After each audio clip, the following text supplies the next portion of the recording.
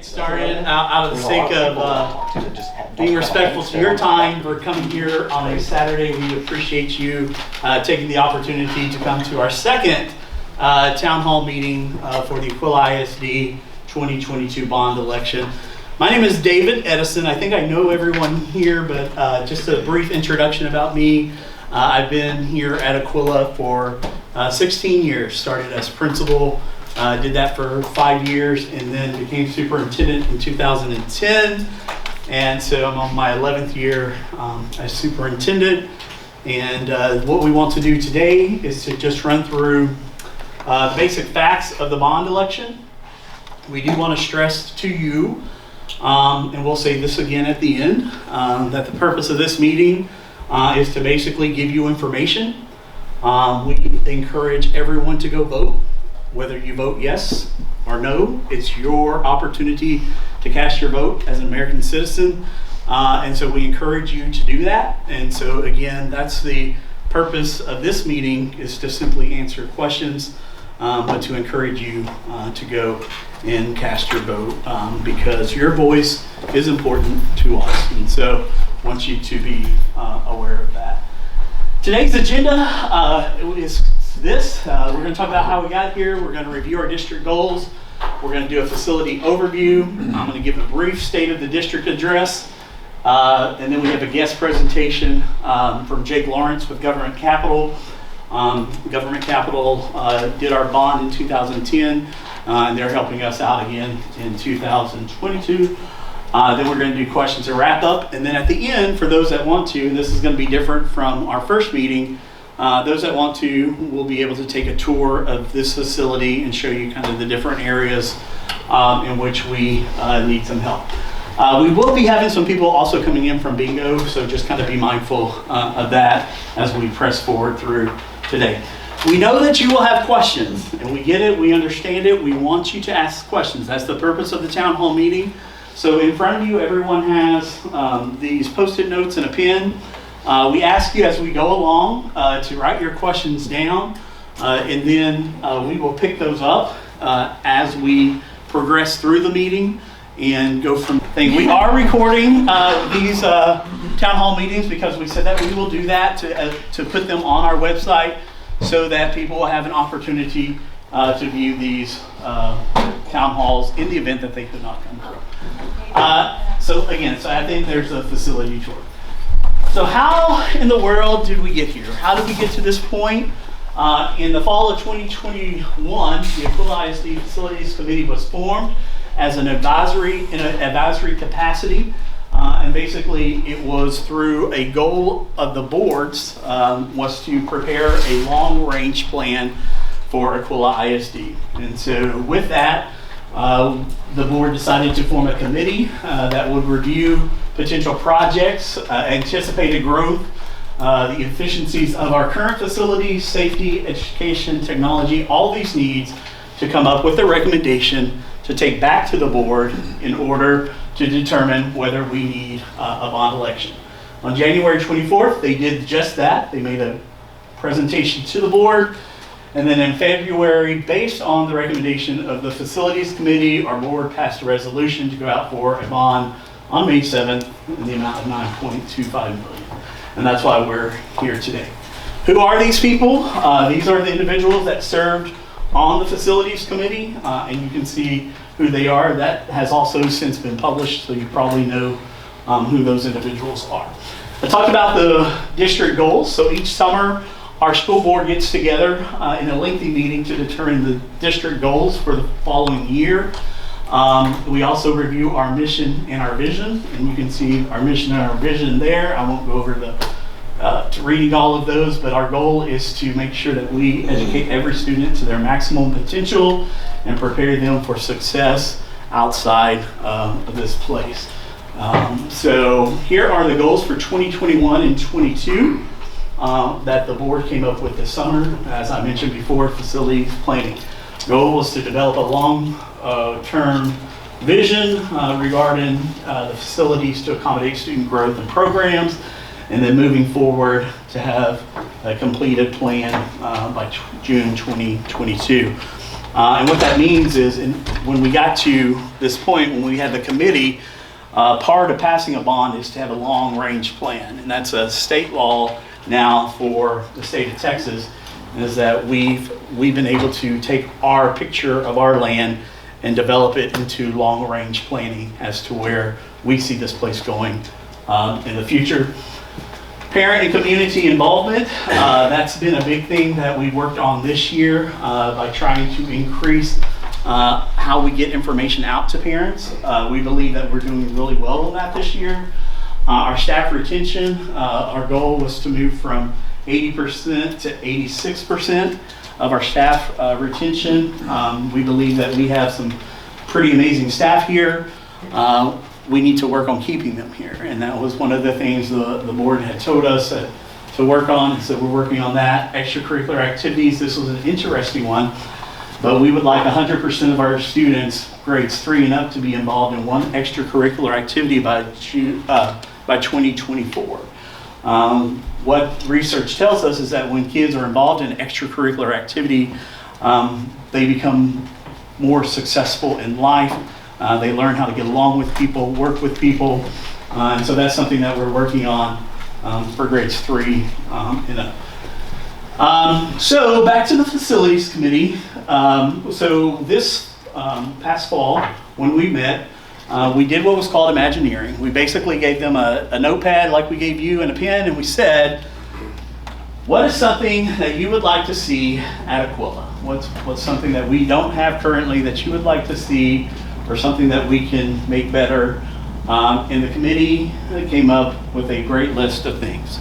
And these are the things they came up with, and I'll kind of give y'all a chance to read over those. You might have seen this already if you've seen the town hall meeting first, but that's the list that the group came up with. And then let's talk about our current facilities. So the building that we're in right now was part of the bond election in 2010. But we'll start with 2016. In 2016, we built our early childhood wing, which is at the end of this hallway, which includes our PPCD program, pre-kindergarten and kindergarten classroom. The 2 stars beside it are the things that I want to mention too, because these were district paid. We did not come out to the community and say, help us with this. We said, no, we can take care of this ourselves as a district. And so we built that building ourselves. In 2012, we built the agricultural complex, again, district paid. And that's that building out there. Y'all seen it. Our next town hall meeting will actually be in that building. Kind of tells you what that building does. In 2011, we did the building expansion project, which included the bond election, and the gym, the library, the field house, locker room, corridor addition, so our kids don't have to walk outside, and then the welcome center. In 2003, we did the classroom building project, which was the main office and our main classroom area right now. In 1996 was the MP building, which is the cafeteria, science lab, art room, band hall. 1965, you guys did the old ag shop. That's before I was born. So I had to throw that in there. But in 2014, we actually renovated that. We gutted it, and we built the new ag shop. We put in theater, the conference room, power room, and that also serves as a football concession stand. 1909 is the year that the Alumni Center was built. We got it back in 2000, I believe 15, but that building is part of our facility. And then our district fleet. And this is something that we don't talk about a lot, but it's something that I felt like it was important when we talk about facilities, because this is also something that the district pays for. Does anybody know what a new bus costs these days? Anybody? Like 120,000, 100,000? So about $125,000.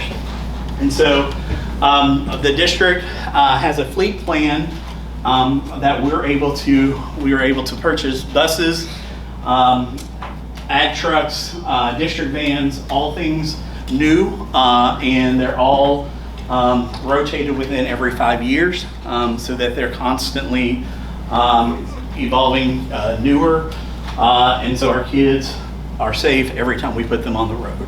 And this is one thing, and I mentioned it last time too, and I won't dwell on it a whole lot because some of y'all probably seen that video, but when we put our kids in these vehicles, it is important, very important, safety feature to make sure that we can trust that vehicle, that bus, that van to get to that place. And that is something that we felt very strongly about. And that's something that the district put a real big focus on. And again, every 5 years, there's not one of our vehicles or buses that is older than 5 years. Greg Waddell is our transportation director, and I'll just brag on him again. He has been able to write grants to help with some of the purchases of buses. But again, we take that very seriously, and that's, again, district paid. Vision 2022 is basically what we're going to talk about today, in a bold step in our pursuit of a bigger and brighter tomorrow. And we know this is a bold step. And this is something I want to pause and I just want to talk about just for a minute. We know the times that we're living in currently, we get it. All right, times are hard, they're difficult. We don't know what's going on in the world in which we live in. And that's why this is a bold step. This is a bold step that our committee said we need to press forward and do this for our kids and to give them a bigger and a brighter tomorrow. I did not introduce the facilities committee, and I want to just pause and kind of take a moment to do that. If you were on the facilities committee, will you raise your hand? All right. Thank you guys for being here. We also elected a facilities chair, Taylor Dudek, and then co-chairs Tamara Harrison and Mike McKibben. And Tamara is going to actually go over this sheet that you guys have probably seen before. If you would like a copy of that and you have not received a copy, we can get those passed out to you, Mr. Christian, if you want to grab those. But I'll turn it over to Tamara, and she's going to tell you a little bit about the proposed bond protest. So whenever they asked us to be on this committee, one of the first things we did was go and tour the entire campus to see what it is we're needing, where we're lacking in space, and then we were asked to come to the drawing board and come up with what we thought would be a good thing to put in a bond. And so one of the main things was a new band hall, new art classroom, a multi-purpose event center for a UIL regulated stage, which we currently do not have. We do have a stage in the cafeteria which they practice in. But I don't even know if y'all all know, but our One Act Play is currently going to area. They had a by-district thing this last week, and they advanced to area, so we're well on our way. The years past, they have gone all the way to state, and they do this without even a properly rated UIL stage to practice on. In that same multi-purpose events center is going to be a new band hall where we can have, I think it's kindergarten. Do they start in kindergarten? Yes. All the way through high school gets to participate in some form of music class. Junior high, there is actually a junior high and a high school band. Graduations, awards banquets, things like that will all take place in this building. It has a flex seating. Part of it is going to be like an actual auditorium where they are raised or on risers. Yes. On risers.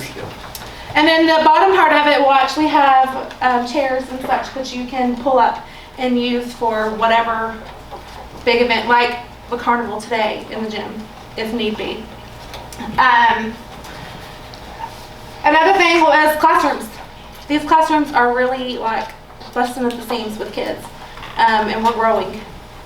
So with this, you'll get 2 new classrooms in the multi-event center, and then 4 classrooms added on to the secondary wing of the school. Those are 6 new classrooms. Of course, the art and the band would get moved into the multi-purpose, and those 2 classrooms that are currently in our secondary building would get opened up to whatever other type of classroom would be needed.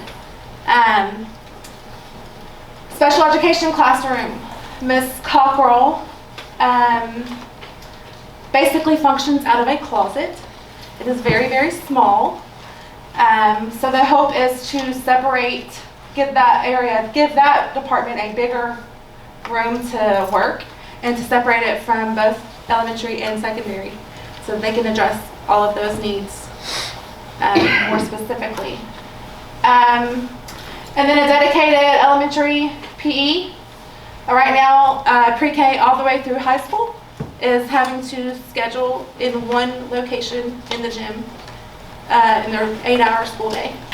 So this would give the elementary, which would be the old Ag Barn, which is now the concession stand, where they store theater equipment, which by the way, they store theater equipment out in this building and then have to move it to the stage in the cafeteria every single time they practice. So that would be renovated, I guess, into like a PE place for the elementary kids. It would also have on there's some outdoor covered recreational space that's going to be part of that, where they'll have basketball. It could be used for ag events. It could be used for AYA practices a lot in our gym. They could use that. Several different things. You'll have a covered area that can be functionable for. Then you're going into a athletic complex, which would include a track, which we do not have. Many of you, if you live around here, have probably seen these kids running up and down the streets here in front of the school doing their track practicing, or getting bused to other schools multiple times a week to practice. If you're not familiar with kids in track, we have had kids go to state and win state in track with practicing on our streets. It's not safe.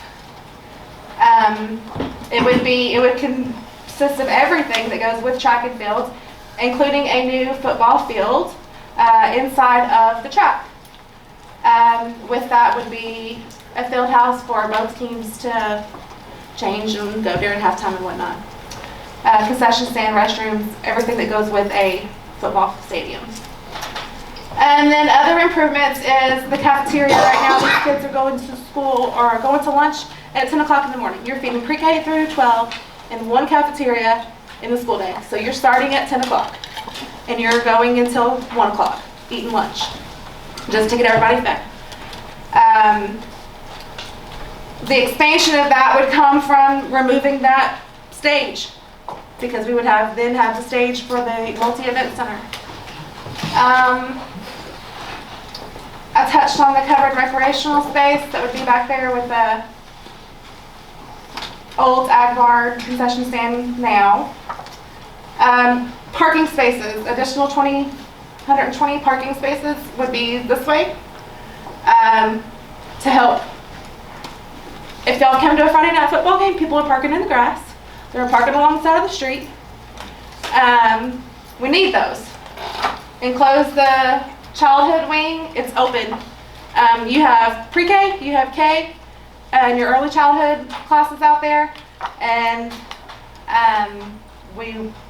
they're exposed to the elements. They're exposed going to lunch. They're exposed going to PE. They're exposed going to the pickup line after school. They're exposed going to the nurse. They're exposed going anywhere in the rest of the school. So to enclose that walkway would be very helpful to those little kids. And then a covered walkway to the PE gym. This is not talking about all covered walkways. This is talking about the covered walkway from the back of the school back here to where the new PE, elementary PE would be. Won't they be exposed to the elements then, when they're going to PE? You're right, they would be. But you're talking little kids. I had little kids, I know. Well, me too, I get it. But you're right. I think it's more of a safety thing. It's Once a day versus multiple times a day. Right. They go 20 feet, right? Something like that. I'm not sure what the measurements are. I haven't took But those kids are also, some of them are special needs and they're in Right. wheelchairs and different things, and you're having to open up a door and wait So for they're someone going to to open go the even door. further all the way to the PE gym, right?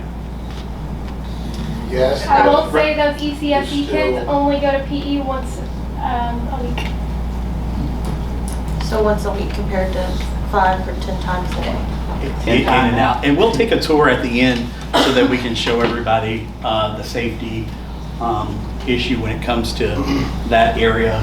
That's actually one of the cheapest things that we're going to be doing, is that enclose the early childhood area, simply because it needs to be done. It needs to be done quick. When we built that building, we knew kids were going to walk outside.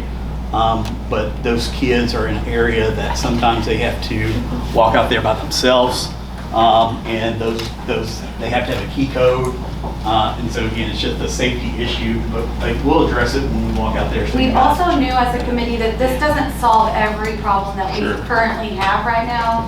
This is just a start in the right direction, we felt like. Yeah. So what we did was, thank you, Tim.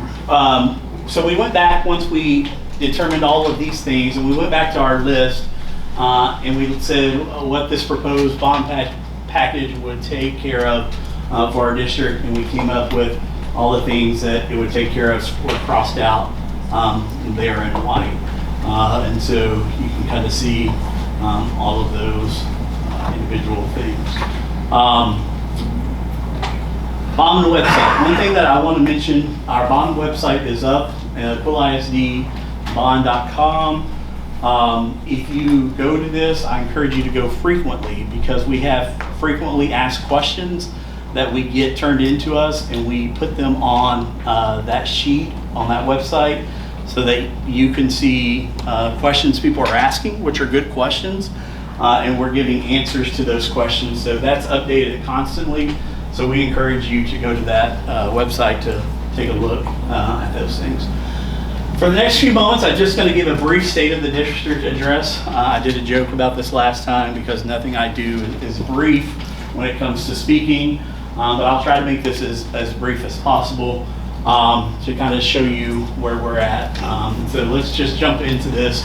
Currently, our school finance part, our fund balance. Our fund balance is basically the school district savings accounts, and so very similar to our own savings accounts. So if school district has a savings account, it's called a fund balance. Currently, our fund balance is $2,616,000. The general fund balance is that $1 million part, which has to be there to generate operating expenses in the event that there's some emergency that we would need those funds. We must have 3 months of funds available. We have over that amount, but that's what that's for. Our designated fund balance is $800,000. What that means is the board has taken the liberty to designate $800,000 to future building projects, and so that $800,000 is going towards this bond to help with some of the things that we've mentioned. Our fund balance contribution from this past year was this amount right here, $578. There's been a lot of talk about the district wasting money and doing different things with school funds that they should not be doing. And it's just hard to comprehend when this district was able to put $578,000 back into our savings account this past year. Our INS fund balance, and what INS stands for is interest and sinking. That can only be used for bond payments. And that $233,000, that's going to help us pay off one of our bonds currently early. And so that's just an excess of money there. So you can see that's our fund balance totals. We'll jump into our fund balance yearly contribution, just kind of going back to 2010 to 11. We didn't put any money in, but you can see the amounts that we did put in each year. What that means is at the end of the year, this is how much money this district had left. And so that's how we got to our fund balance totals. And so within the course of 11 years, we were able to put significant money back, with the exception of 3 years. I don't think that's a bad What thing. do those 3 years correlate to? Was there something else that absorbed those funds? So one of those years, I know, was the EC building came out of that budget. We would have to research that. Might need to let you know on the other ones. I know The ag building. that might have been it, but I think we did that from the fund balance too. But that's a good question. We can look that up and figure that out. We'll jump into our tax rate. So in 2010, we were at $1.24. You guys, the community passed a bond.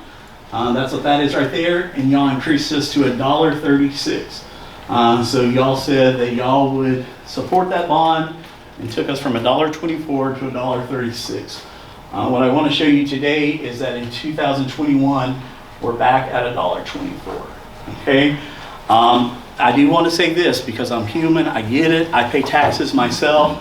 I know that the evaluations have gone up, which has, made your payments go up on your taxes.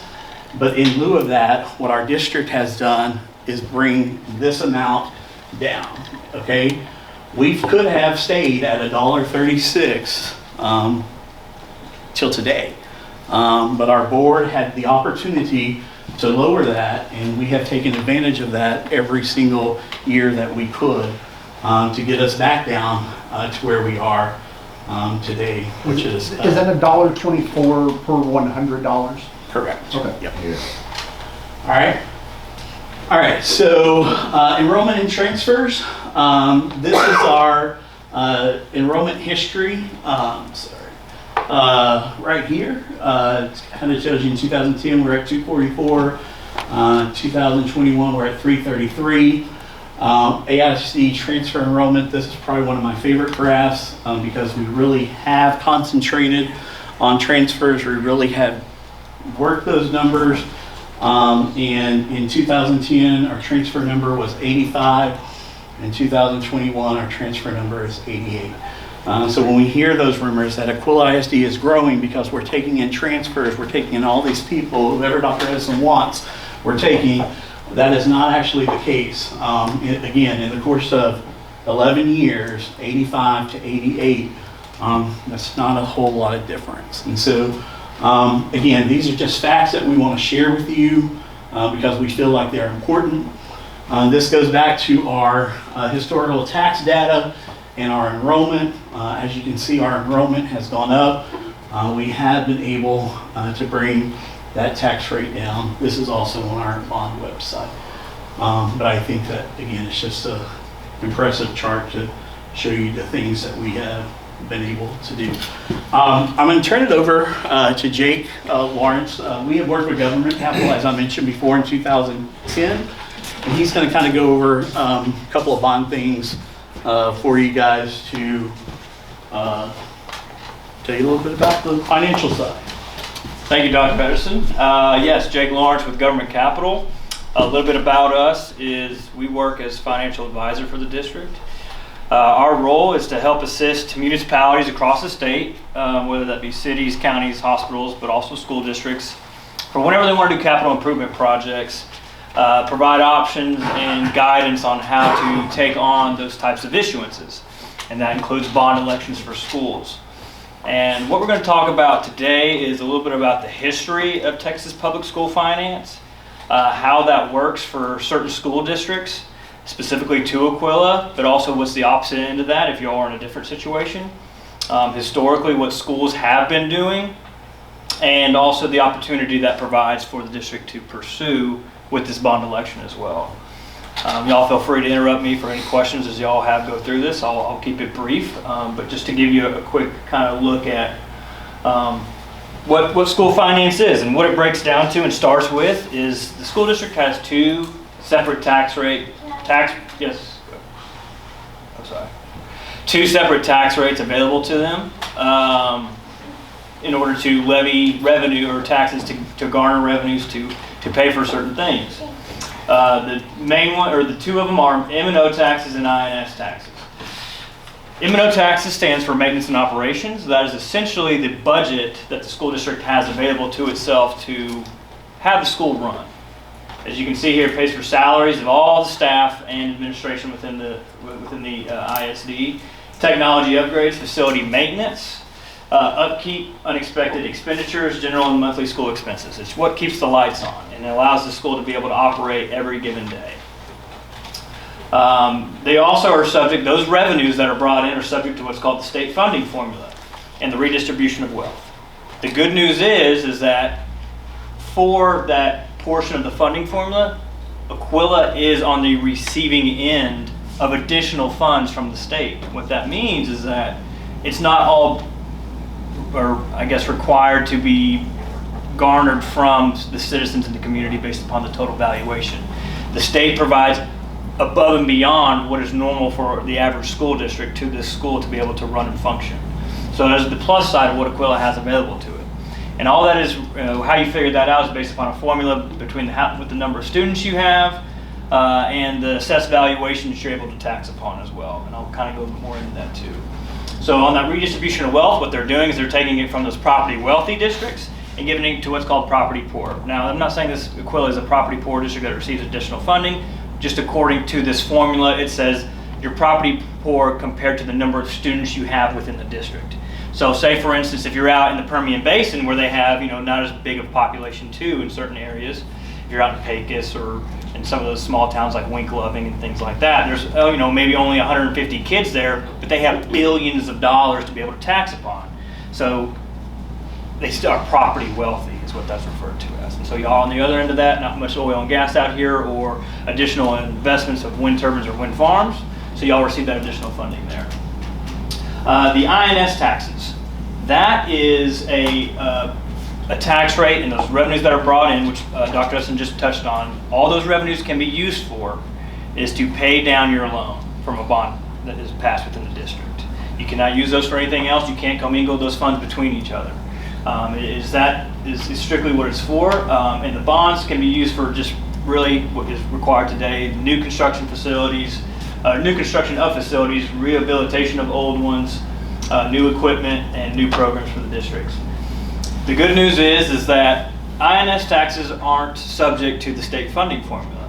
So say, for instance, right now that Aquila is on the receiving end of state aid. If there was ever a time in the future that y'all had a big employer come in or growth happen here, and you get flipped onto the other side of that formula where now you're paying into the formula, the INS tax side, those dollars that are garnered within the district stay 100% in there. The state cannot take any of those funds. So those bonds that are passed, you're paying for, you're not having to give any excess to the state should that ever happen in the future. I'm not saying it's going to, but it's something to consider as well. So how do we get here? Tax rate compression. So my job would not be around today if it really was not for this happening, and a lot of other things that kind of went into that involved. Is because back in 2005, 2006, the legislature saw that school districts were setting tax rates what they deemed as too high and needed to run the state, or run their districts themselves, excuse me. So back then, state or school districts had the ability to set a tax rate at $1.50 per $100 value, and nobody could stop them from doing so. Most school districts did it. They probably maybe only needed $1.30 to operate the district. The reason why they did those things is because they would run the school district based upon in the monthly payments or in the salaries and all that for $1.30. That additional 20 cents that they got them to $1.50, they would take that each year, set it aside into their fund balances, and do a pay-as-you-go model to upkeep facilities, build new ones, add programs and equipment. So they're doing the pay-as-you-go model back then. The state said that some districts were growing so much that they had way too much of an excess fund balance, and so they compressed that tax rate down. In 2 years, you went from $1.50 total maximum tax rate that you were able to now you're at $1.04. And you can kind of see there on the top right of what happened to Aquila in that time frame. Now, what Aquila did that was a little bit different, or I would say a good portion of school districts in the state passed what's called a tax ratification election, and Aquila did that back in 2007. So the state compresses you down to it from $1.50 to $1.04. Aquila's lost a third of their budget essentially.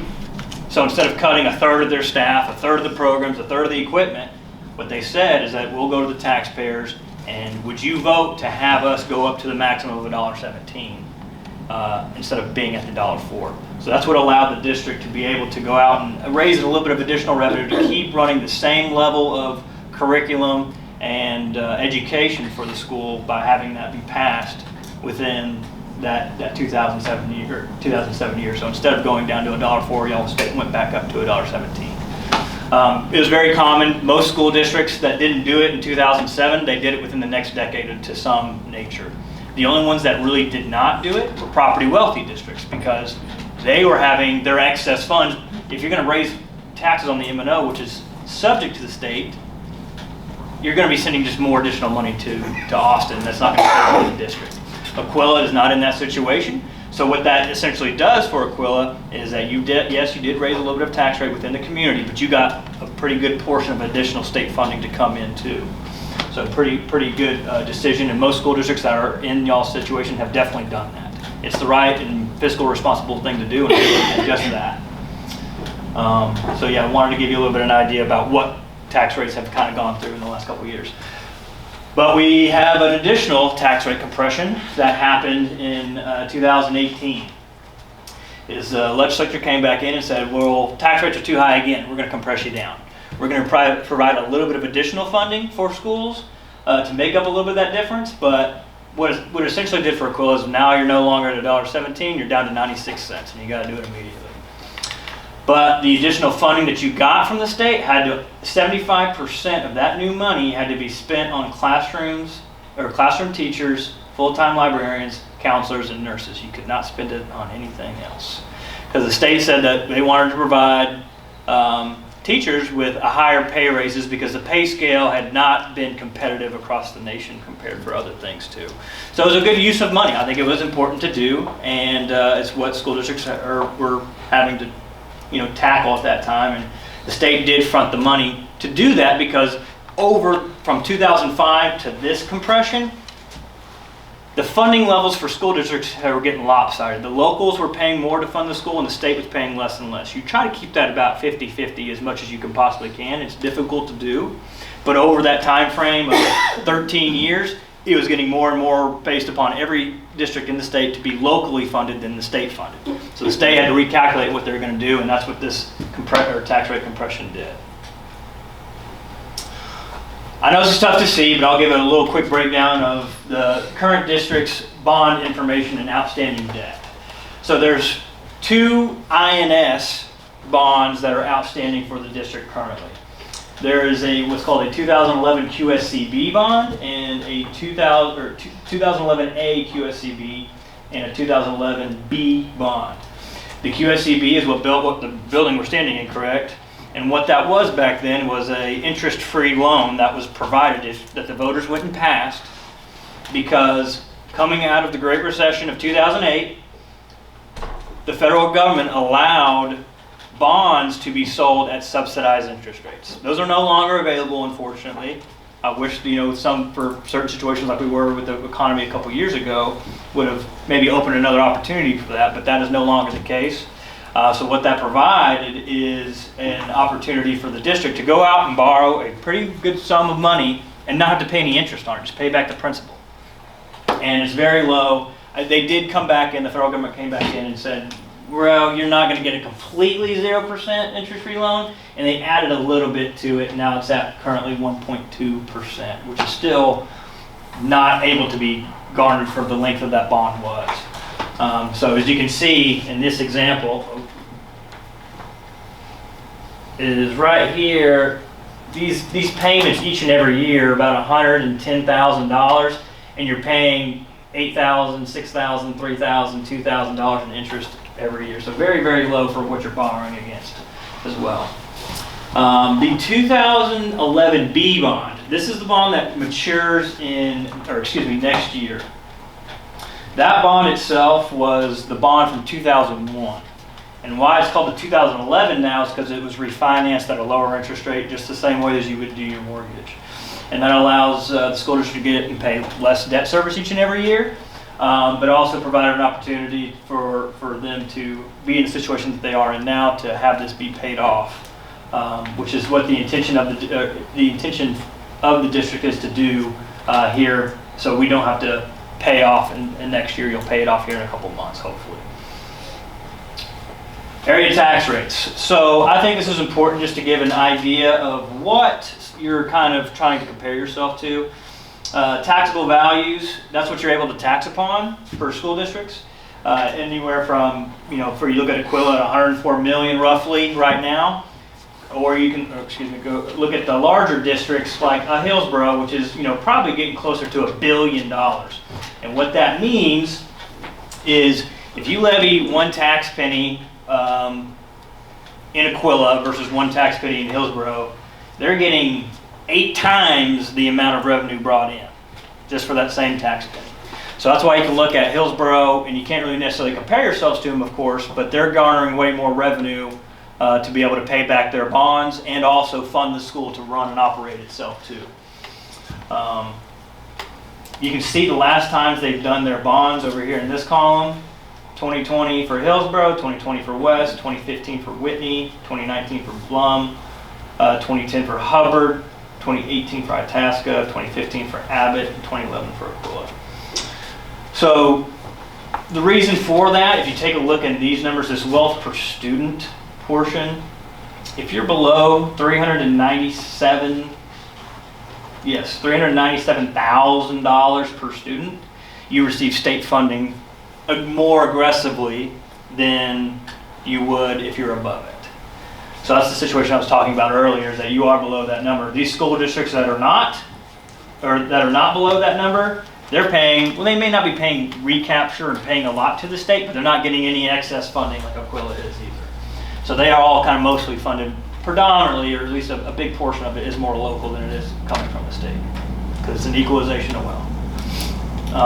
So yeah, I just wanted to give a brief breakdown of how this financing stuff works, why this is providing an opportunity for Aquila to look at a bond now. Most school districts try to look at bonds anywhere from 10 to 15 years since their last bond now. It's just the way that things go, because during those intermittent times of those years, they're not able to do a lot of rehabilitation or renovation of current and existing facilities. It's just not able to be done because the state has compressed their budget so much that there's not a lot of excess funds available. So yeah, I think this was a hopefully educational for you, for getting an understanding of why bonds are kind of a necessity now to be able to operate. But I'll be happy to answer any questions about any of those slides, or I'll wait till the end as well. If you have questions, guys, go ahead and write them down, and we're going to pick those up too. So as we go through the course of this, please feel free to do that. Thank you, Jake, for that presentation. So our architect actually could not be here with us today, but we went with Wade Zimmer out of College Station, and we actually used the same firm for this current building. And if you look at our current facilities, one of the reasons that the board selected them in 2010 was our primary goal was to connect all of our buildings together so that our kids would not have to venture outside, and the safety concern of walking to the lunchroom from one building and so forth. And they were one of the only firms to tell us that this was possible, and they did a great job. We're sitting in an 11-year-old building that still looks new. Our gym, same thing. It doesn't look like it's 11 years old. And so we've been able to take care of really good care of these facilities that you've entrusted us with. But they did a great job of designing it. But he could not be here today. But we have the next best thing. Taylor Dudick, is going to just kind of run over this for us, just quickly showing you where the things are. Yep. So, Look at me. Okay. I am not an architect, so bear with me. But we had Wade give us lots of examples during our facilities committee meetings and everything. So I would say we'll probably start with the more important ones. The cafeteria upgrade. I think that we all agreed that we really just want to give our kids more room. We don't want a meeting at 10. My daughter is super excited. She told me she could care less about anything else. That's the only thing she really wants is the cafeteria, so she doesn't have to eat at 10:15 in the morning. So With that upgrade, with it taking out the stage, so then you're gonna move over to the, I don't think I'm doing this right. Okay, you're gonna move, so we're moving the stage, we're gonna get the new multi-purpose. 2 classrooms, storage, bathrooms, all the good stuff with that. We also wanted the extra classrooms, which are gonna come on to the end of the secondary. To do that, a lot of the questions that we've gotten have been about why we didn't do a building somewhere else or wherever and not worry about the football field and everything. So we can add on to this and continue to add on to this a lot more affordable than building a whole nother building somewhere else or trying to build it on the back side, on the front side, and trying to bore under for all of our septic and everything, since you got your septic filled back there in the back.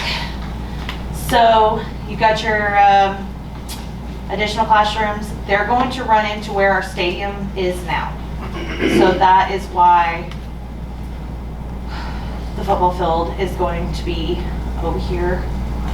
The track would not have fit around this anyway, so we needed to move it. So we felt like now would be the best time to do it, since we really need the classrooms, save money by adding them onto the end. You got your ag shop that they've already renovated once, and now they're going to turn into the elementary PE, or hopefully we'll have the covered pavilion on the outside that will also be multi-purpose. I'm trying to think if I'm missing anything. The enclosed areas so that we don't have to have locked doors in between. They can just walk through this normal walkway just like they've done here with the cafeteria and gym. The new parking lot area right here. And you also have your parking here in front. I really like the idea of the Cougar Drive, so we have easier ways of traffic in and out after football games or other activities or other things. Trying to think if I'm missing anything. Any questions for the non-architect? Why is the classrooms going on the secondary? Most of the growth's on the elementary, right? Are we gonna like flip-flop or? We just wouldn't be able to go any other No, we're direction. gonna flip-flop. Is secondary gonna move to the elementary side? That's a good question, Mr. Wade. And that's always been an option, as the classrooms are very similar. However, future expansion, part of our long-term plan, so we have to go out for years when we develop this program, or when we develop this plan. So our future would bring in another classroom wing going this way. So it would also, we could also utilize whether we put elementary here and here, or move secondary wherever. But we just had plenty of room when we expanded out here, even for another classroom wing.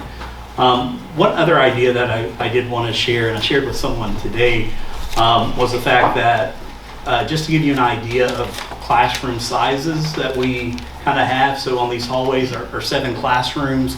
And when we build, these 4, and then we take in these 2, and then we have these over here, we're basically putting in a whole nother wing of classrooms. And so, they're just kind of, separate. And so anyway, just to kind of give you an idea of size. The other thing that we stated too, is that this building alone is 16,000 square feet, where this building right here is 21,000 square feet. So we're increasing our space significantly in this bond election. So just kind of give you a kind of general idea of that. And Dr. Edison will also gain an extra, to kind of tag on to what Jimmy was saying, we'll gain an extra elementary classroom, because right now we have a secondary classroom as an elementary hallway, which I'm not a fan of. I don't like little ones in the same bathrooms, but it's where we're at right now. But we'll gain that space.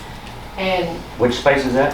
there's, It's the old computer lab. Old computer lab, where Mr. Kid used to be. It used to be there. you'll see when we walk in a minute. We'll actually point out that room.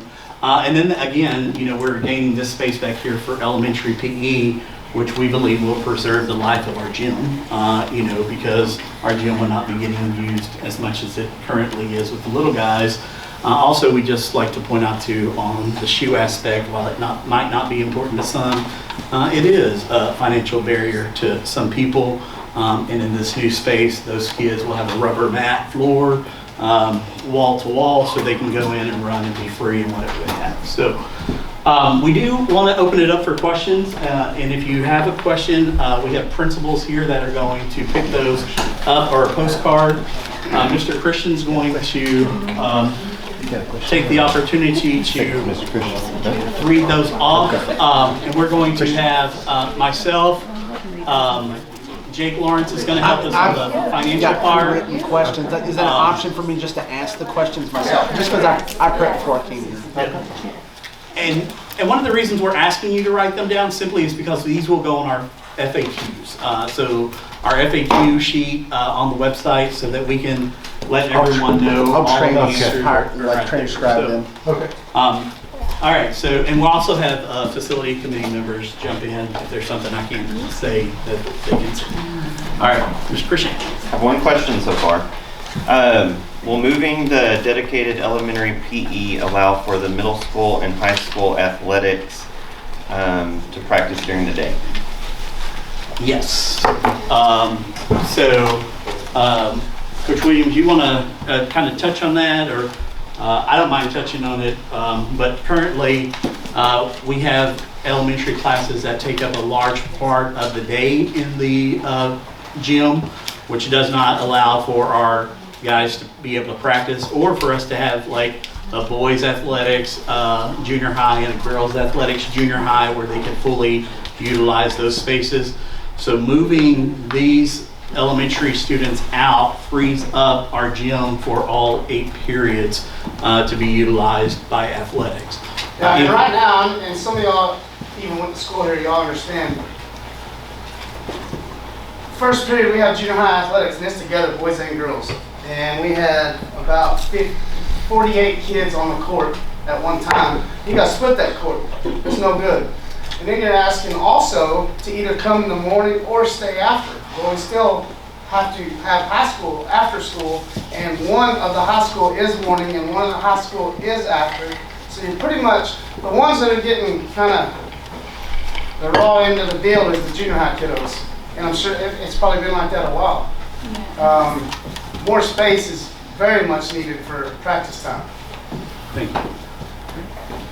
Is that including the PE kids that are included with those in athletics using the gym? Yeah. Okay. Yeah, and that would also help too for your AYAs and everything. Some of those kids practice full. Yeah, we're just super thankful that they let us use the facilities, so whatever they let us have, we try to divide it up accordingly between teams, but I mean, I coach the thing and I'm on the board, so we go until 9:45 sometimes, kids in elementary. Not every team is able to be scheduled in, there's not enough. No, right. My daughter's team had to ask Latham Springs, which they were nice Which and was let awesome, them. it's all, but I mean, But we would have had to start at 9:30 at 9. Right. it'd be nice. A question on transfers. If all of these new facilities are built and there's more room, would the district at that point start to accept more transfers? I think Sherry just walked out, didn't she? So she's not transfer expert. What I like to say is that Aquila ISD has been a very good guard of our gate when it comes to transfers. There's 3 things a transfer must have in order to stay here at our party, and we say that's grades, discipline, and attendance. And those are 3 things that they must have while they are here. Is good grades, good attendance, and good discipline. At any point that they don't, they go on transfer probation, and then their transfer is revoked. They're asked to leave. But to answer that question particularly, last year we accepted 1 transfer, and so I just want to get that word out here that we're not in the business of accepting numerous transfers, and we don't plan for that to change. People are moving into Aquila to occupy this space that we're making plans for. It's not like we have to go out and ask people to come in. We sit on transfer applications every summer of kids that want to come into this place. This summer we had, how many, Mr. Coffey? Ms. Hill, do you know how many? I mean, they come in almost daily. guys. I had a call just Friday asking for 3 students to transfer here, and I told them that we weren't accepting Yeah. applications at this time, but that they could apply in August. They're reviewed then by the committee, and they look at class size and other things. There's a file in Pam's office. It's probably got 47 applications in it, of students who are interested in trying to come to school here. And we The don't, one, too, that was accepted, that Edison was talking about, was an elementary classroom that had room at that time. And like Ms. Page said at the last meeting, it is on an annual basis, and the family is aware of that. The child had a sibling that wanted to come, and there was not room in the kindergarten classroom for him, and they were declined. So she has one that she's taken to Golson ISD and one that we accepted in the classroom that we have room for. And in August, if that classroom no longer has room or something has changed, then that transfer could also change. and that is an important piece that we've added to the transfer application, is to let them know that it is an annual thing. And we used to do transfers throughout the year too, and that's something that had changed also when we started a better job of guarding the gate. I would say 5 or 6 years ago, is that we said transfers are only accepted one time a year. It is in the summer, it is in August, after we have registration, so that we can kind of gauge how many kids we are anticipating coming. That was one of the big things when we went to registration and getting people to come up here. We had to have an idea of what numbers to expect, because again, we sit on those applications of transfer. Yeah, so we're accepting about the same amount of transfers as we did in 2010, but we got a lot more growth in district, right? Right. So why are we still accepting the same So to amount? explain a little bit too, because it If it was wasn't mentioned. hold on a second. Sorry, go ahead. If it's on an annual, yearly thing, Right. so why are we still accepting And I the wish same Ms. amount? Page I was can in say here it to you, too. my kids are transfers, I was so. gonna say, We have So- 38 38 of those. Right. I'd like to, I kind of discount that number. Okay. That's a big transfer number, because that, we do have to classify those as transfers, and so that's And all. that's why I kind of, like I said, I think last year we accepted the 1. I can tell you this year for secondary, we accepted 0, but we have had to hire staff. And there are not just an abundance of teachers that live inside the district of Aquila that we can hire for the specific things that we need. So like as Ms. So Mitzel, how many staff members do we have? Total? Total? Around 60. 60? 60? 60, What yes. does that include? That includes That would all be all staff, like staff. bus drivers, cafeteria, all paraprofessionals. So how many teachers do we have? Oh, that would 20, I want to say it was 28. I'd have to kind of, it's closer to 30, but what was the question? How many staff kids? He What was the doesn't believe question? how Sorry, I was on the phone with Yeah, so UIL. you want to, and the reason I put this off on Ms. Page, Yes. Mr. Wade, is because Ms. Page has been the guru, the head honcho when it comes to transfers. And leave again. She knows these numbers back and forward. We don't want anybody to think that we fudge these numbers. So again, this is not just Pam Horton doing these numbers. We do have a second and a third person that review our transfer numbers, just so that we know that they're accurate. And so Ms. Page, I'll let him ask his question. What was the question, Jimmy? Ms. Page, Oh, Jimmy, I it's a can question. talk. What? Go ahead. Jimmy, Yeah, What's your question? somebody in the back's giving me Oh, some he was questions. asking so- I was answering your question you asked me. I was telling her the question you asked me because you. I didn't ask you a question, I'm It's asking okay. somebody else a question, Ms. It's Page. okay. what's the Go question? ahead, Ms. Wade. There was number 38 transfers of staff members.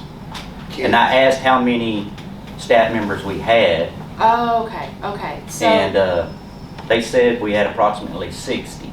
okay, yeah, so you got your question answered, right? Yeah, For I the just, most part? I know didn't that, like, realize we had that many Yeah, when we're it's including crazy. bus drivers. and Are we honestly, including subs?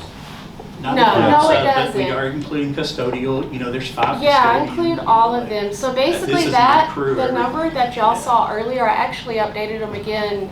I try to look at it on a weekly basis to be honest, but right now we're actually at an enrollment around 3. It comes and goes all the time, every week, but we've had a lot of new kids come in recently. But we were around 339 when I checked it beginning of last week, total enrollment. And then the transfers, when I take that number, which I wish I'd brought it in here, but I think it was 88.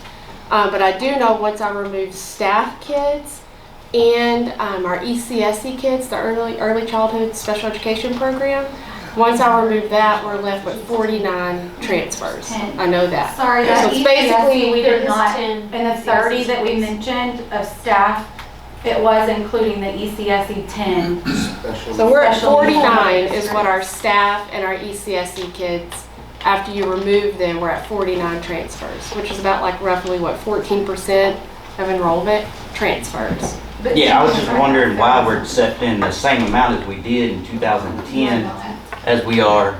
I love that question That though, was his because that was question, one of yeah. the reasons that I started redoing that one chart that we have up there on transfers, because I literally said the same thing. It's like you're 88 here and then 10 years later you're 88 here. I wish I would have brought this, and we need to bring it, because I went through and did the last 5 years. So what I just told you, true 49 transfers for this year, I looked at the past 5 years, because I wanted to know why is it still 88 overall, right? Or somewhere in that range.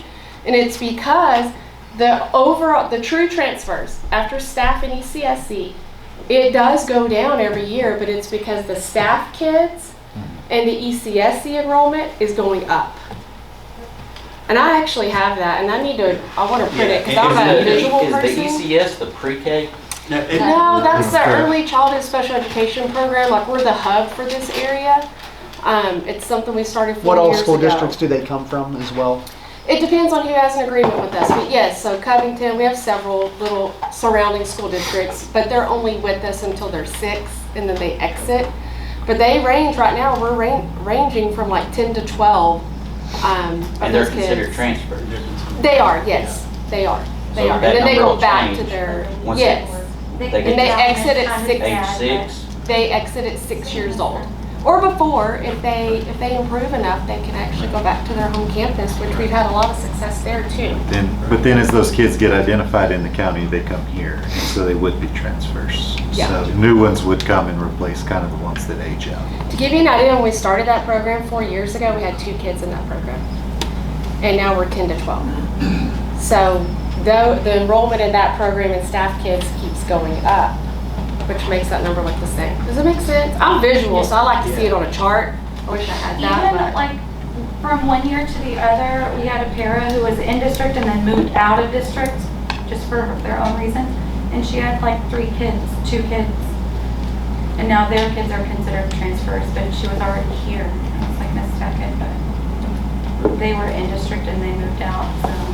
Thank you, Ms. Page, on She's a that too. staffer, yeah. We appreciate that and the work you do. And I'll just say this about the ESC program. It's an award-winning program. If you could see what goes on in that building by itself is simply amazing. And we get a lot of accolades for the tremendous success those teachers are having with those kids out there in that building.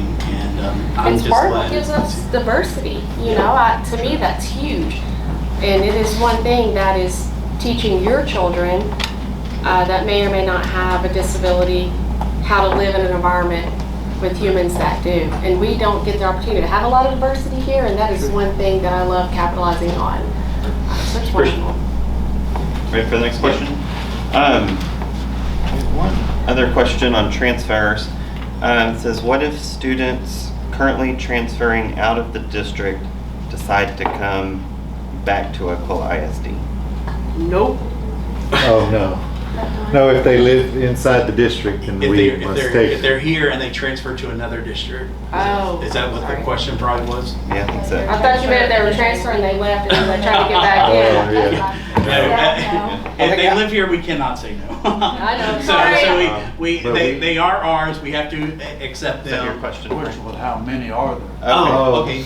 We reviewed that data before, and I think it was 5. Yeah. And So- one of them actually, or 2 of them actually just came back from Abbott.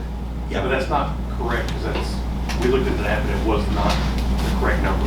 'Cause I know We have a good number on that, to be honest. Right, Okay. right, just off the top of my So how many students are out there that are currently in other districts that could choose to That come could come back? from I here. would love that. And if we make a note of that, we will actually put that on the FAQs because I just don't remember. But we did look at that number, but we will have that on the FAQs just so you know that number. But just by law, Two if of they those live here, did do if that they have established recently. residency here, and they want to come here, we have to accept them. So. Okay. And then how will the district overcome the increases in construction costs? So that would be a good question for Wade if he were here. Yeah, but- so Wade is not here. We had a similar question about this last time. So what we have done was we partnered with Baird Williams Construction out of Temple. Baird Williams Construction was the construction manager at risk for this 2010 building. Great, solid people.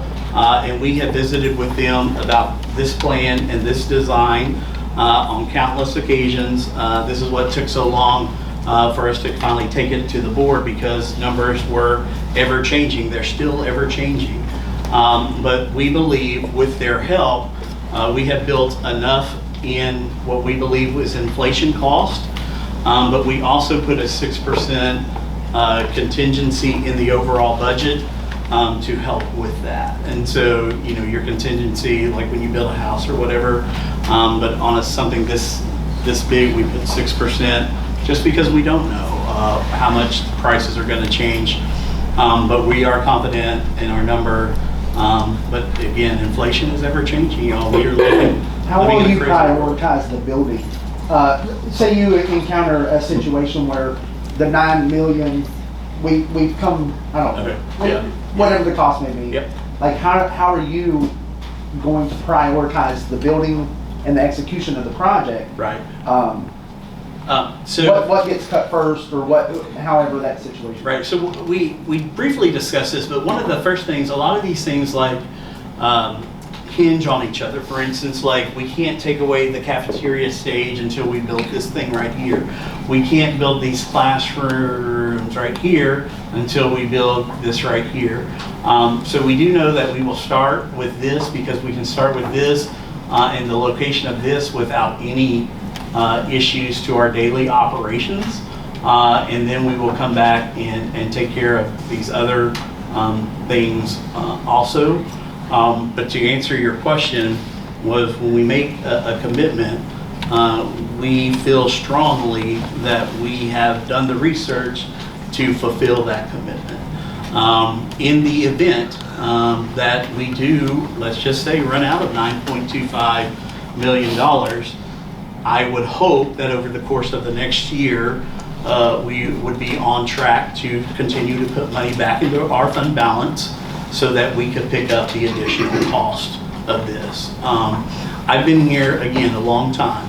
Some of you like me, some of you hate me. But I would hope that my tenure here has caused you to believe that we are going to make this project work if the voters pass it. All right, and we all have a voice. If you don't want it, vote no.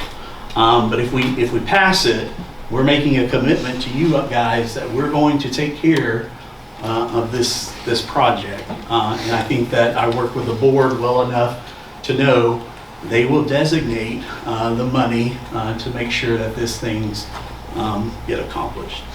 So I was gonna go kind of coming off of what you just asked, so it really would come down to the school board kind of making those final decisions, so. Just The school board prioritizing. Yes. If the execution ran over or whatever. if they ran, yes, yeah. I'm just saying, it's hard to say, just like you were saying with the Right. prices of everything going up, down, left, right, whatever it's doing. Yeah. So, Wade, at our last board meeting, he did say we could potentially secure the materials even before we begin construction. So like if we want to secure materials in fall or winter time and it's not going to build till springtime, we can do that. On different projects, not all of it, but some of it. Usually with most contractors, if you sign a bid, they have to stick with that. Most contractors. Right, well, that Not depends on a everyone, certain but amount of most months and contractors stuff like that. It's only good do. for a certain amount. Like this sounds like it's gonna be 24 months of construction? or Close something? to, hopefully 18 to 24, yeah. Next question. This one will probably be good for Jake. It says, how many years is the bond and what were the total costs of the previous bond to the taxpayers? So first question, right now the school board is looking at 25 years for the length of the term of this bond should it be passed. The thing that we do have to take into consideration too is depending on what the federal government does. They are in charge of the interest rate environment. The Federal Reserve Board, which meets every couple months, pretty much looks at the economy, looks at inflation, looks at unemployment data, looks at the world economy. The war in Ukraine, those things impact your finances, whether you like it or not. So there's a lot of things that happen in between now and the time that bond is sold, which would be roughly, if the school bond is passed in May, you would sell bonds probably in June. That's how long it takes to kind of get these things, to find the money, to provide the documentation. So there's a lot of leeway time in between now and then.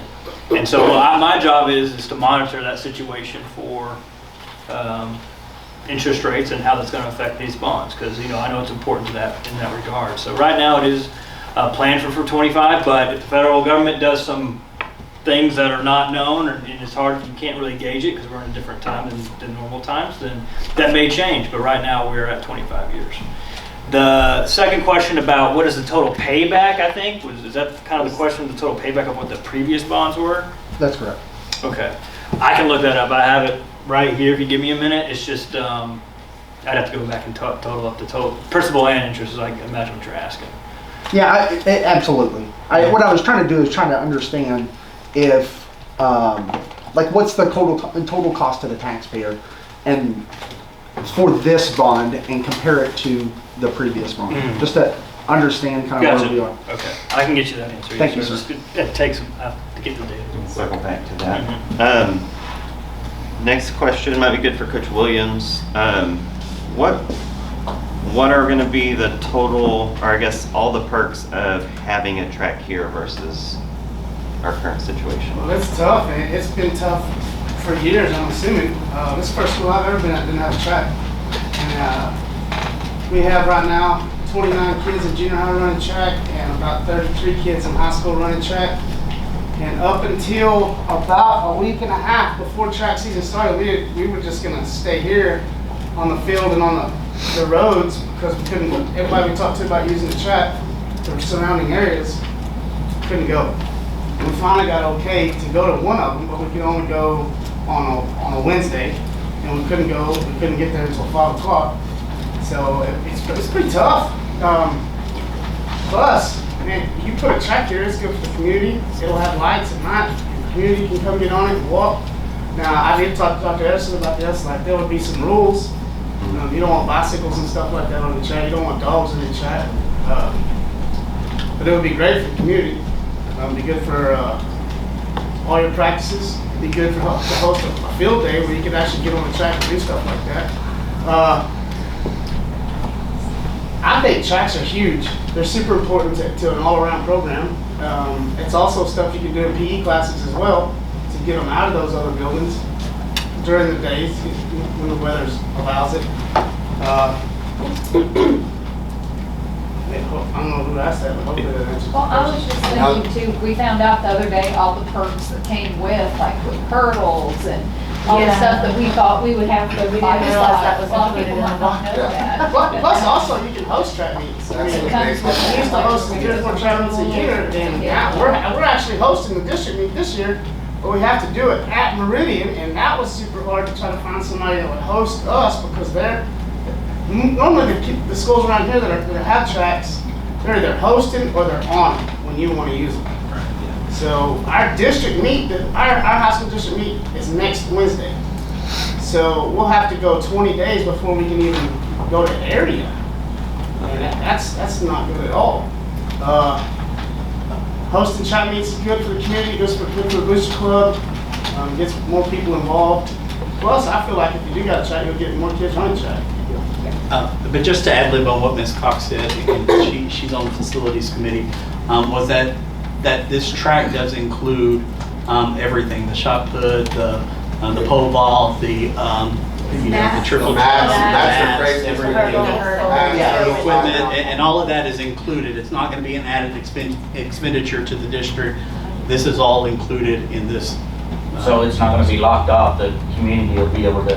Correct. And then also just to touch on the hosting of track meets, because there's a limit of tracks and people want to use them, and other schools know that, they charge you. I mean, everybody has to charge. So we'll say one junior high meet, they had divisions, 7th and 8th grade divisions for boys and girls. So essentially you have 4 divisions. So you have to pay $250 for every division you submit over a certain number of kids. Okay, so that's $1,000 Just for for a every junior school. high meet. And that's a junior high meet. So if we were to take our 7th and 8th graders and submit them as one 7th grade division, 8th grade division, boy and girl, that's $1,000 we gave them. There were 13 It cost schools. $2,000 to go run a track meet in Meridian. And there was 13 schools there, I believe, and everybody was paying that money. And so you're looking at, if you even host it or keep it a minimal amount or whatever, the increased revenue you can also bring it back into the school is tremendous, because you'll look at those schools and they're hosting. Their booster club was there the whole day too, and They're they selling out of food, they're selling out of burgers everything. and barbecue. And there's not a lot of small schools around here that do have a track. And so the track meets that we go to are big track meets, and our girls right now are pretty legit. They're totally fine with it. Our boys right now are pretty young right now, so it's a little different. The track is the best idea for the whole thing. I don't know if too many of y'all know who I am. I held a computer class during the summertime of '99. And of the 22 students that took it, 7 of them went on to do some pretty major stuff. One of them's an engineer, while he's a business technology leader at one of the major corporations, oil and gas companies, in South Texas. One of them went to NASA. I worked at NASA. I worked at Bell Helicopter. I worked in the avionics. I worked in the militaries. The track is an issue for me only because of the AstroTurf. And if it's natural, that's best. 2 reasons. One, it provides a feedback into the ecology. Second, it psychologically puts you back in touch with Earth and not artificial. But the track is necessary. Even NASA, at some of their, almost all their facilities, have tracks where the technicians, the rocket scientists, can go walk around, run around, and they hold small events on them. That's at MSU, that's at Kennedy, well, several of the places I've worked at. The most successful plants I've seen, including the ones I've automated by myself, putting computers in machines to run by themselves without any human interaction, have all had tracks or physical areas where the people can get out and run around, commute, get their heads cleared, relieve the stress, and get back to work. Every successful school that I have seen, that I have attended or got kicked out of for being wrong, has had an excellent track system. UCLA, Berkeley, they didn't have big football games, but they had track. Because the kids could get out there and run their frustration out when they couldn't figure out a math problem. When a two-tailed didn't work out, they could run for 2 hours and they'd figure it out. I've taught rocket science to high schoolers. I know the frustration when they're trying to triangulate their height, their thrust, the center of gravity. But down there in South Texas, when I was going through some of my surgeries at Calhoun High, I could get them out there on that track, and in 20 minutes, they'd have the answers. But sitting in that classroom, the brain gets foggy. I don't care how old you are, I don't care how much you think you know. Sitting down in front of a screen all day long, or in front of a book, it gets boring, and you get clouded, you make mistakes. I have kicked 8 engineers, Texas certified licensed engineers, off of projects, including wastewater companies, because they didn't stop to think. They wanted to take safeties out, or they didn't think about safeties. I have walked up to emergency stop buttons that weren't even hooked up. because these guys sit behind their computers in their desk, they don't get out. But MSU, a NASA facility in Louisiana, had track. They did not make one mistake on that landing. They landed a robotic machine on another planet without one mistake. That's a lot of math, people. Sure. You can't do it sitting there all day long. It won't happen. Even kids that can't do anything more than wobble around like me benefit from having a track with natural grass where they can get their heads cleared and make a connection with Earth, with nature, and with ecology. They get the idea that they're all part of the whole system.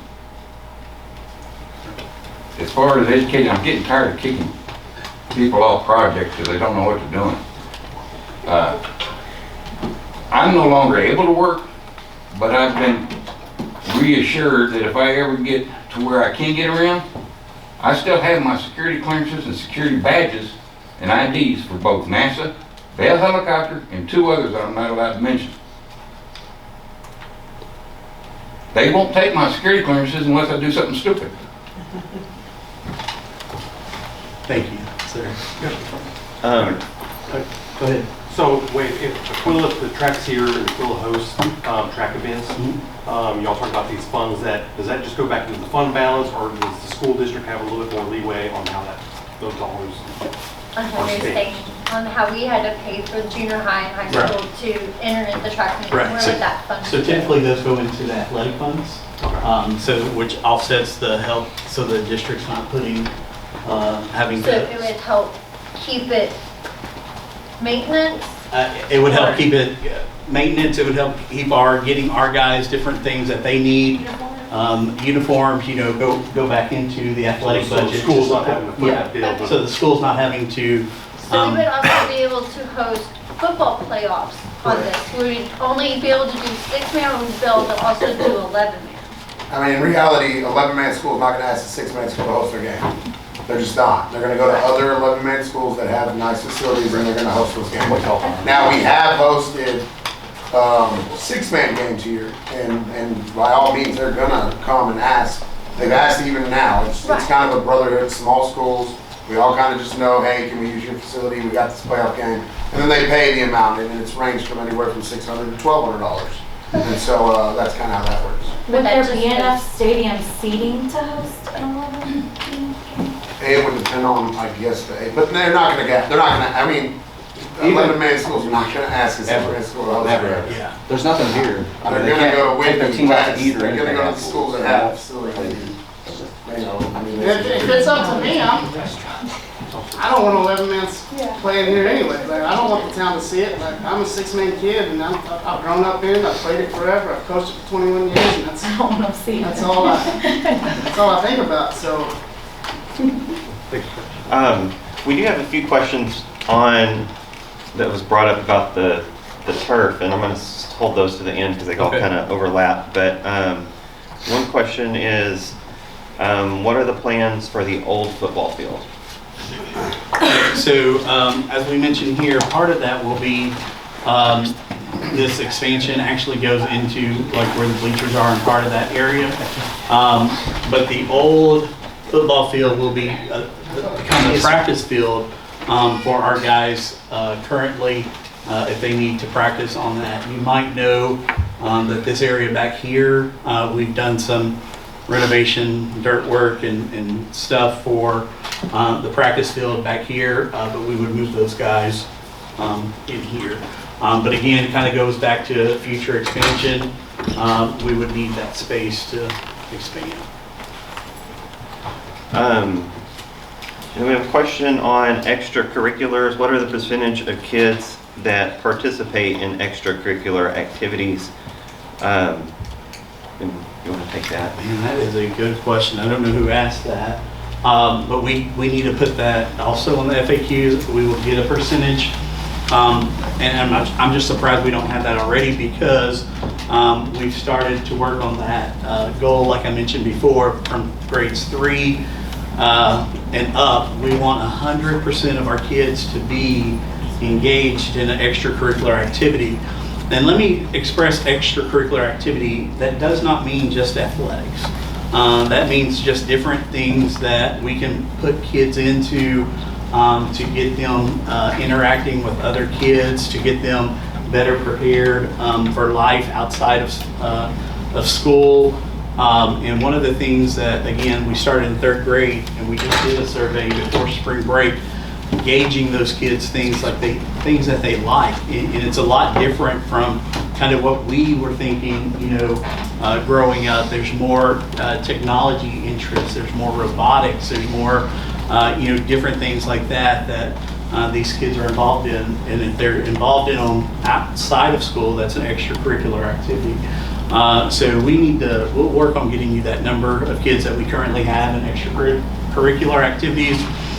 But understand that our goal by 2024 is that to be 100%, every kid 3 and up to be involved in something.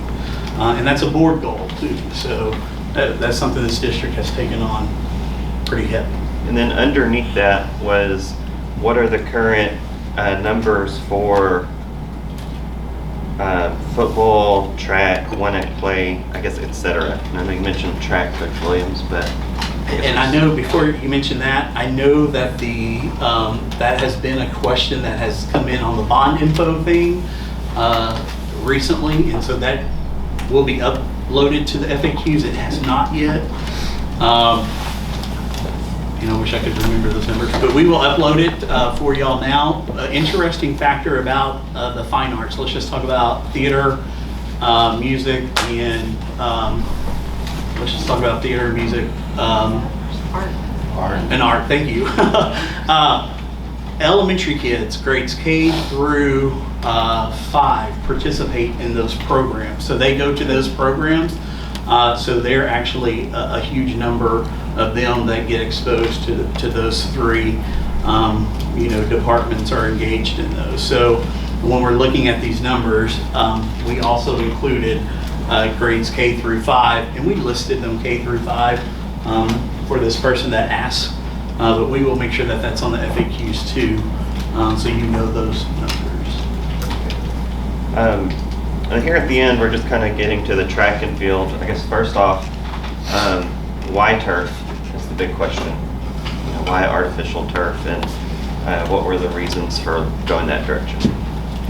All right, so I'll take the elephant in the room. And that's not going to be the answer because Abbott has it, okay? Or Abbott's getting it. That's not the appropriate answer. I do want to kind of jump back just a little bit to talk about, we talked about the track and the one of the things that Wade Zimmer, who is our architect, had mentioned, because this had come up about building a track but not building a field. And cost efficiency, that's just unheard of not to do a field while you're doing a track. All of that stuff is going to be done as far as the drainage and different things at the same time. So it's cost effective to just do your whole field and track at the same time. We could go on for days about turf and artificial grass, and we could give you numbers on what that kind of looks like.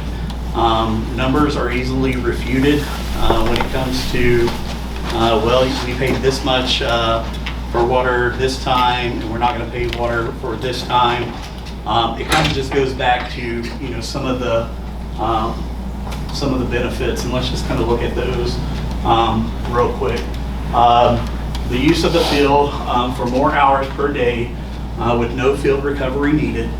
The use of the field for more months out of the year. The use of the field almost in any type of weather. A lot of times you might remember we had to cancel junior high games so that we could have the high school game the next day and our field's not messed up.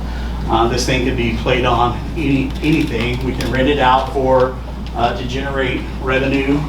We can save maintenance costs as far as resalting water and mowing. And again, we can get into cost effectiveness, and we can go back and forth because we did think about this. We did think about putting out a chart, but you know, it gets down to real nitpicky things like how long is our real mower going to last? Is it going to last 7 years or is it going to last 12 years? And same thing when it comes down to the artificial turf. Is it going to last 12 years or is it going to last 15 years? We don't have a marching band that's using it, so it should last a little bit longer. So we could get down to real nitpicking things on that when it comes to cost effectiveness. But we decided we're going to look at, you know, with artificial turf, you'll have these things. Fewer injuries, it's much more durable.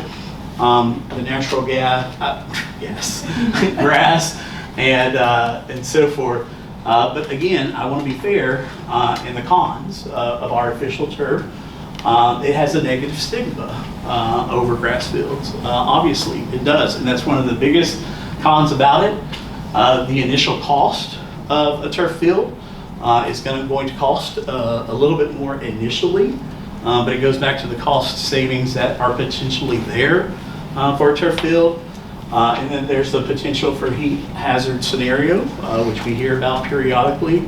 And those were the cons, but again, over the years, technology on turf has evolved and things have gotten so much better when it comes to turf fields.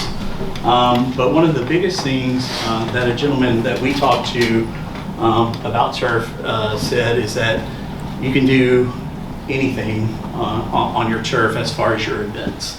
Whereas like field day, if it rained and we couldn't have field day, we can have it out on the turf field. We can have, again, games, we can utilize it for all these things without having to cancel them, but those would be our main things. Coach, do you have anything you want to add to this? The initial cost was the big one. It is it's high right off the bat. In the long run, it's worth it. And, as much as we pay right now on Texas Multi-Kill to come out and do things, it's that right there is if you put that back. If your turf is prorated on a 10-year prorate, that's what they should prorate it on a warranty. You should have that money. What are the current, like, monthly, annually, weekly, whatever's the easiest for you guys to break down as far as the maintenance, what goes into the maintenance of the field, like currently? Yeah, so I'll give you an example, like in April, they're coming to Verticut, Deep Town Aerate, Top Dress the football field. Now, that's to prep it for next season? Just get ready. Now, okay. we've already started this year, right? So we've already done some pre-emergence and different things, getting ready for the year to come. So they've already been out and spread some fertilizer, and it's a chemical that's too unhealthy for us to spread. So if we can spread the chemical, we do it. But there's yellow line and red line chemicals, and y'all think I'm kidding. And we have to keep track of what's been put down on this grass. And we have to post it. And, right. And so we have a file in the office that just has everything that we've ever put down. Yeah. And that's red or yellow. So they're coming in April to Top Dress, Verticut, Deep Town Aerate, and just for those things, that's $4,500. $4,500. That's not including 100 yards of sand that we have to buy. Does that? So what I'm trying. And that's every other year, right, for a practice field, and every year for a game field. And then also, like, we had pests, and unfortunately, we got mole crickets last year, a and that lot of cost us patches a dying. ton. We had no clue what was going on. We were looking to buy new stuff to put it down. We had mole crickets everywhere. We almost lost that the spread, and football also last posts year. that we posted, we had to spray this pesticide to kill these mole crickets, and they're jumping out and dying everywhere. And But also, the watering of the system. Right now, we have 3 leaks in our system. And then also for our sprinkler system that runs all the way down, there are leaks in the system that happen. So does it cost $30,000, $35,000, $40,000 a year? I can get the information. Yeah, so if we're looking at numbers, and we have looked at numbers, and so we are looking at $55,000 a year for that currently to do. And that but that's upkeep on mowers. That's I mean, you have to pay. It has to get factored in for sure. Now, so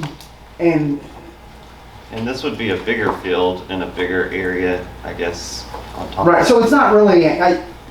Let's be careful with how we say cost savings, because it's if say it's 55 and that breaks out to whatever it is in 15 years on the high end.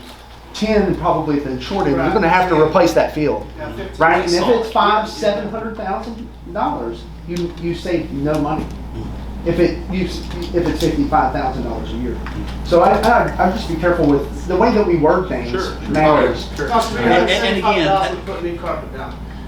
Right, well, that And that's 2 days, because I talked to him right, this 2 week. day, I'm talking about And in that's 10 just- years. So right. if you're saying you're saving $35,000 a year, that would be, okay, in my head, it's 10, times that by 10. And it And has then gone ultimately, that but, much. You're I mean, right. that's what it costs today.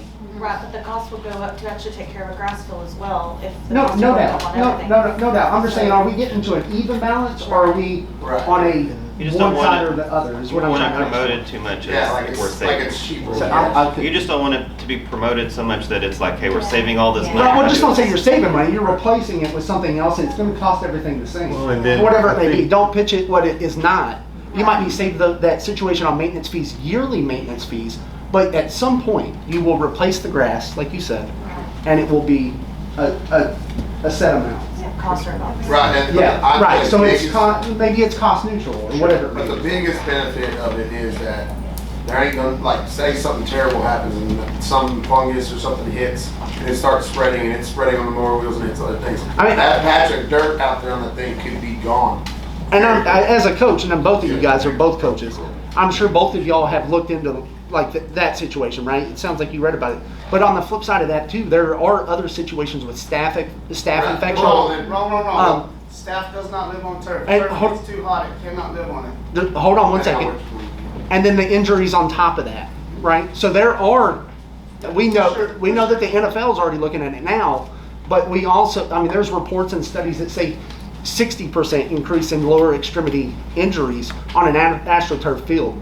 So, I mean, I listed, it was said as a pro to that, and I disagree. I haven't read that or seen that, but if anybody could provide it to me, I'd be more than happy to take it offline. It's the same thing, you're gonna have pros for and pros. No, and cons. absolutely, I but it's listed as a pro, fewer injuries, and I don't agree with that it would be fewer injuries. So I'm just saying, like, if you have a copy of it, Yeah. that's fine. We don't have to do it right now. But I do know for a fact that staff does not grow on Okay, turf. I could have been mistaken. I might have misread something No, as well. yeah, I've heard it a lot, because when I was at another school, that was the deal. Our kids are getting staff, well, that's a field, but it turns out it's not the field, because that rubber is too Right. hot. No, and that I do wanna might be say the case. that- I could be mistaken, for sure.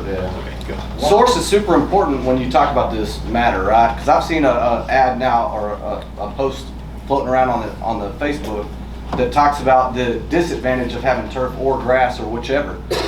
The company that I read, the article that I read that was posted is given and written by the company that we pay money to take care of our football field. They want people doing, so source is important. Oh, for sure. Because Absolutely. if we're posting Texas Multichem's, advertisements in their articles, well, we pay them money For to sure. take care of our natural grass. For So sure, it's not that a will good lose the source. business. Source is everything. Absolutely. With stuff. I think, one of the things we talked about in the facilities committee is if we're talking about pros on a turf field is also the time saved by the guys who are currently taking care of the field, And that's what I was going to end with. If we're talking about how much time they spend striping the field, dressing the field, mowing the No, field. absolutely. It's a recovered man hours, for sure. Right, and then. probably man hours that you guys aren't, it It's happens not after. necessarily Right, to it's recover, it's a not. lot better to Yeah. spend No, those hours I in the understand fall. that. Like, I Other duties as I can assigned see pros, category. like I can see the pros and cons. I'm just, like I said, I'm concerned about the injury situation for sure. We need to talk about it. I just feel like it needs to be at least a thought. Can Also, somebody say it with the before? injuries, ideally, when you're comparing a AstroTurf field and a grass field, if you do maintain that field very well, then yes, probably the grass might do better for you. But that is not the case like in all six-man towns. So like we'll go to a six-man town where their field is not, and it's just patchy and holes, and I bet you they get it. Oh, I played on Aquila's field before. Yeah, ours was literally voted, I think, as It's one of the nice worst now. 5 prior to, like in the state. Like they would ticked us on there as the worst. But with the AstroTurf 2, say it does rain, we have those track meets where we can create a large revenue. You would have to essentially cancel the entire meet because the inside section is where everyone stages, does their warm-ups, and does all their check-ins, and does the times. So with turf, the only thing you would have to cancel essentially would be field events, but that fee still stays and comes to our Right, but you also have to play that into the But we wouldn't lose durability it of the either. field as Oh, well. yeah, for sure. Increased usage by outside events would obviously degrade the durability. Yeah, over the normal course period of time. Won't they have to have different pairs of cleats? No, No? no, sir. They use regular? Yeah, I've been at 3 different surf facilities, and we use the same cleats that we use out on this grass right up here. I just wanted to say too, like with the time thing for the coaches, That's what, yeah. that they're not missing, I saw digs or whatever you want to call it about how the football team did versus they wouldn't be painting the field or whatever. They're not losing time with the team. They're losing time with their 3-year-old or their 8-year-old daughter. It's not taking away from the team. The team's still getting the priority from those coaches. As a community member, it's nice. They're family guys too. Like as big of family guys as they are to the community's kids, they should get to be that to their own at night as well.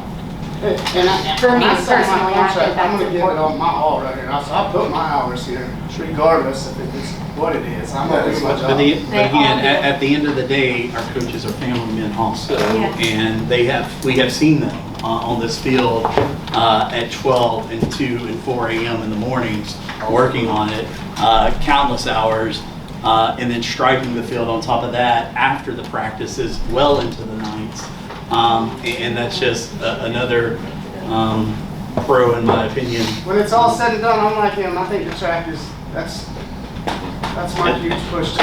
And the last question we had was about the track and just how often does the track have to be replaced and what maintenance is involved in the track? The track, they'll try to do a prorate on it the same. And you try every 4 to 5 years, they'll come in and look to see if you need to resurface it. And that's, What's the cost on something like that? man, I'm not You're gonna not- lie. I'm not gonna lie. No, you don't know? I don't know. I didn't There's Google it several either. schools around this area that sure need to resurface their track. Yeah. Oh, yeah. And we might can find the answer to Yeah, I've that got too. it with- here. Okay, perfect. All right, also, Can I tack on to the time thing? Go ahead. Just a little bit more? As a teacher of a separate extracurricular activity that is not athletics, the track, the field, all the time that goes into that affects other extracurriculars. We're having to practice like during lunch. Sometimes I bring the kids out because there's not time after school because they are having to bus to different places or that takes up majority of the afternoon because there's so many. So I am appreciative of those things because that will help us all the way around the board where it's not so heavily stressed that athletics is getting another thing that another section is not getting. Right. Not like that. It's going to benefit all of us as an extracurricular group Very good point. because of that. all right, the last thing that I will say, and again, our website, I want you to visit it. I want you to be able to ask us questions. There's an email address on there. I want you to also be able, if you go to it, you can put in your home value and it will calculate what your taxes will be if this bond election passes. Those are great tools that you can utilize to figure out the facts about this bond election. The last thing that I will say too, again, is what I started with. This is a bond election. We are a community. We all have a voice. And I encourage you to go out and exercise that right to vote.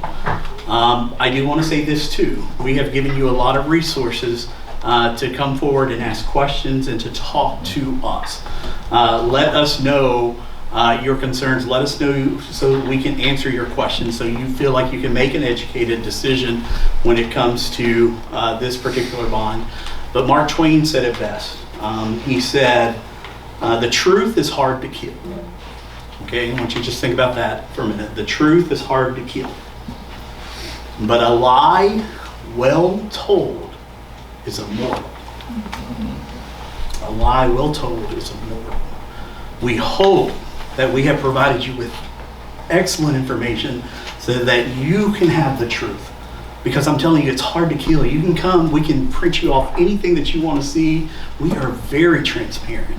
We have received an award from the Secretary of State for being a district of transparency. We will print you any information that you want to see because it's the truth. But a lie well told could kill this whole thing. Guys, thank you for coming. Thank you for being here. I encourage you to email me, ask questions, take this tour with us. If you want to stick around for that, and I believe our tour is being led by our campus principals, and they will lead us on. Thank you guys for being here today.